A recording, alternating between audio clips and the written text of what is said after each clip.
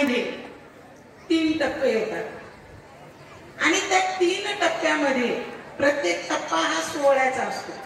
तसा हा सेवेतला 16 म्हणजे सेवापूर्ती कार्यक्रम. आता या सेवापूर्ती कार्यक्रमामध्ये आपण सगळेजण याच्यासाठी जमलेलो आहोत की सरांच्या ह्या शेवटच्या सेवेमधल्या शेवटच्या दिवसासाठी शेवटच्या क्षणासाठी आपण साक्षीदार व्हावे म्हणून आपण सगळेजण जमलेलो आहोत. बरोबर ना?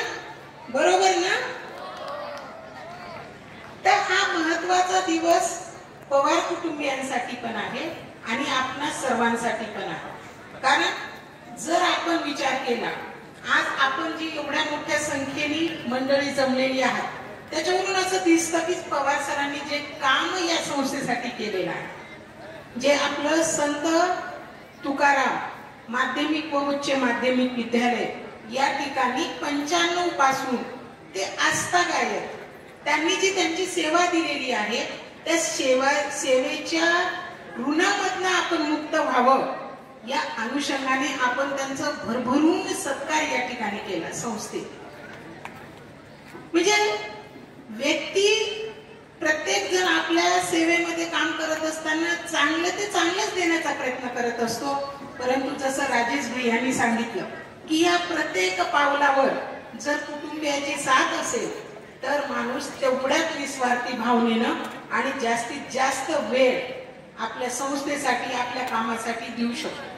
म्हणून जेवढं श्रावण सरांना याचं श्रेय जातं की त्यांनी इतकं छान सेवा दिली तेवढंच श्रेय त्यांच्या कुटुंबियांना पण जाते, त्यांच्या भावंडांना पण जाते, त्यांच्या पत्नीला पण जाते आणि त्यांच्या मुलांना पण जाते. कारण हे सगळं करत असताना त्यांनी त्यांचा कुठला तरी वेळ तुमच्यासाठी राखून ठेवला. म्हणून आज या वाळवंटामध्ये सुद्धा ही शाळा इतक्या उत्तमरित्या जे वटाणे साहेबांचं स्वप्न होतं इतक्या उत्तमरित्या फुलवण्यामध्ये श्रावण पवार सरांचं असलेले योगदान आपल्या सर्वांना विसरून चालणार नाही. आणि म्हणून या योगदानाची उत्तराई होण्यासाठी म्हणून आज आपण या ठिकाणी सगळेजण एकत्रित जमलेलो आहोत. ते ह्या सेवापूर्ती सोहळा प्रत्येक जणाला असं वाटतं की आता काय रिटायर झालो संपलं माझं सगळं. पण राजेश भाई वटाणे साहेबांना सांगून गेले की सोडू नका म्हणे साहेबांना. म्हणजे पहा की कुठलाही व्यक्ती काम करत असतो परंतु त्याची पावती ही जेव्हा सेवापूर्ती सोहळा होते तेव्हा ती पावती मिळत असते.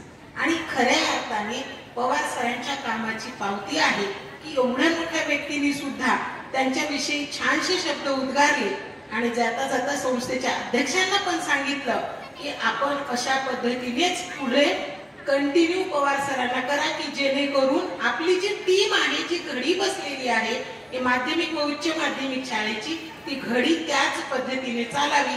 याच्यासाठी नेतृत्वाची खूप गरज असते. कारण नेतृत्व करणारा व्यक्ती जर चांगला असेल तर बाकी सगळ्या गोष्टी नीट सांभाळल्या जातात. मग इतकी सुंदर तुमची शाळा आहे. मी आल्याबरोबर बघितलं खूप साऱ्या शाळांना भेटी देत असते. महाराष्ट्रभर अनेक शाळांना भेटी दिली, पश्चिम महाराष्ट्रातल्या शाळांना भेटी दिली, जिल्हा परिषदच्या शाळांना भेटी दिली, आपले शासकीय आश्रम शाळांना भेटी दिले, आपल्यासारख्या संस्थेच्या शाळांना भेटी दिले, खूप साऱ्या कार्यक्रमांना पण हजेरी लावली. पण आपल्या शाळेचं एक नाविन्यता ही दिसून आली की समाजाचं जे योगदान आहे. कारण NEP 2020 काय सांगते की समाजाचं योगदान शाळेमध्ये किती आहे हे इथल्या आपल्या पालकांच्या उपस्थितीवरून दिसते. म्हणून हे ह्या अध्यक्षांचं आणि ह्या टीमचं मला या ठिकाणी कौतुक करावं असं वाटतंय की आपण आपल्या शाळेबरोबर समाजाला सुद्धा या ठिकाणी जोडलेले आहात. आणि खरं म्हणजे ही मोठी कौतुकाची गोष्ट आहे की ज्या समाजातल्या ज्या पाल्यांना आपण शिकवत आहोत त्या पाल्यांच्या पालकांना पण कळलं पाहिजे की शाळेमध्ये कशा प्रकारचे कार्यक्रम होतात आणि कशा प्रकारे या शाळांमध्ये विद्यार्थ्यांची सर्वांगीण जडणघडण होत आहे हे पाहण्यासाठी पालकांनी पण यावं. यासाठी म्हणून या कार्यक्रमाला पालकांना सुद्धा बोलवण्यात आलेलं दिसून येतं. मी ह्या सगळ्या गोष्टी पहा की विद्यार्थ्यांसाठी संवाद साधताना एक गोष्ट मला नेहमी आठवते की बघा सत्य माहितीये का तुम्हाला? कंटाळलात सगळेजण. एक छोटीशी गोष्ट सांगते तुमच्यासाठी. सत्य माहितीये का सगळ्यांना? सत्य म्हणजे काय? सत्य म्हणजे काय? खरं. आणि स्वप्न. स्वप्न माहितीये कधी पडतात? रात्रीची पडतात, बरोबर आहे. मग असंच सत्य आणि स्वप्न या दोघात एका दिवशी जोरदार भांडण लागले आणि सत्य म्हणाला की मी मोठा आणि स्वप्न म्हणाले की मी मोठा. कारण स्वप्न म्हणाले की जर स्वप्नच नाही पाहिलं म्हणजे तर कोणी लोक धडपडणारच नाही कुठल्या कामासाठी, बरोबर आहे ना. कारण आपण स्वप्न पाहतो, तुमचे पण वेगवेगळी स्वप्न असतील.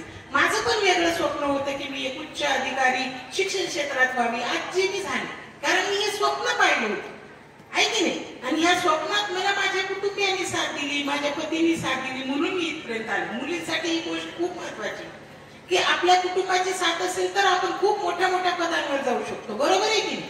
तर असंच तुम्ही पण स्वप्न पाहत असाल आणि अशा या स्वप्नाने सांगितलं की माझ्याशिवाय जगात दुसरं काहीच नाही. म्हणजे सत्य काय गोष्ट आहे, सर्रास लोक खोटं बोलतात, म्हणजे तू उगीच मिरवतो म्हणे की मी सत्य आहे म्हणून सगळे, मी सत्य आहे म्हणून सगळे, तसं काही नाही आहे.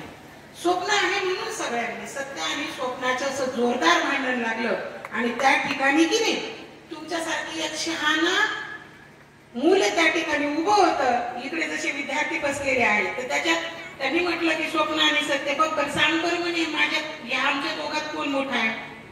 तो मुलगा पण तुमच्यासारखा हुशार होता. तो म्हणे की शर्यत लावावी लागेल, त्याच्यावरून कसं कळणार म्हणे की सत्य मोठं आहे की स्वप्न मोठं आहे.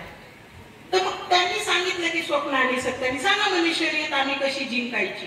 तर मग त्यांनी म्हटलं त्या हुशार मुलांनी की म्हणे ज्याचे पाय जमिनीवर राहतील आणि ज्याचे हात आभाळाला भिडतील तो मोठा.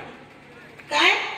ज्याचे पाय जमिनीवर राहतील आणि ज्याचे हात आभाळाला टेकतील तो मोठा, आहे की नाही. असं त्या हुशार मुलांनी सांगितल्यावर या दोघांनी जोरदार प्रयत्न सुरू केले आणि प्रयत्नामध्ये असं झालं की स्वप्नाचे हात आभाळाला टेकत होते पण पाय जमिनीवर नव्हते आणि सत्याचे मात्र पाय जमिनीवर होते पण आभाळाला हात टेकत नव्हते. दोघंही अर्धवट. आणि मग त्यांनी युक्ती लढवली की म्हणे सत्य तू खाली थांब आणि मी तुझ्यावर उभा राहतो आणि आभाळाला माझ्या हात पोचतील आणि जमिनीवर पाय तुझे राहतील. तर असे स्वप्न आणि सत्य ह्या दोन गोष्टीची जर माणसाने आयुष्यात सांगड घातली तर श्रावण सरांसारखं निरोगी आनंददायी सेवावृत्ती अशा सर्व गोष्टी प्रत्येक व्यक्तीला साध्य करणं अशक्य नाही. आणि अशा या व्यक्तिमत्वाला, त्यांच्या कुटुंबियाला, त्यांनी केलेल्या कार्याला माझ्या पवार कुटुंबियाकडनं मी खूप भरभरून शुभेच्छा देते. आणि त्यांचं उर्वरित आयुष्य जे त्यांनी समाजासाठी खर्च केलंय, त्या बालगोपालांसाठी खर्च केलंय, त्या विद्यार्थ्यांसाठी खर्च केलंय, ते सेवाव्रत त्यांनी असंच कायम ठेवू आणि आपल्या आयुष्याला असंच पुन्हा पुन्हा नव्याने गुंतवत जाऊ. सेवापूर्ती झाली म्हणजे सगळं संपलं अशातला भाग नाही.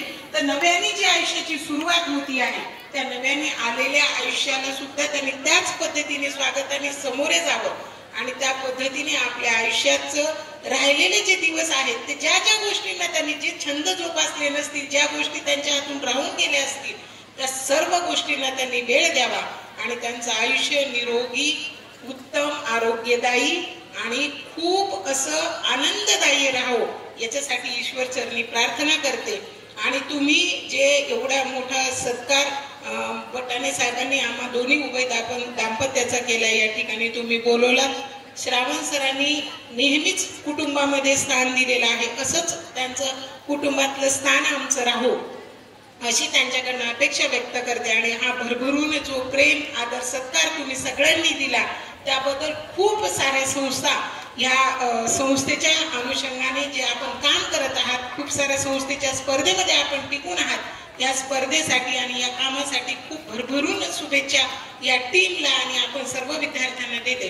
आणि या सेवापूर्तीच्या कार्यक्रमात बोलवल्याबद्दल आपल्या सर्वांचे आभार मानते. तुम्ही ऐकून घेतलात त्याबद्दल सर्वांचे धन्यवाद मानून या ठिकाणी थांबते. धन्यवाद.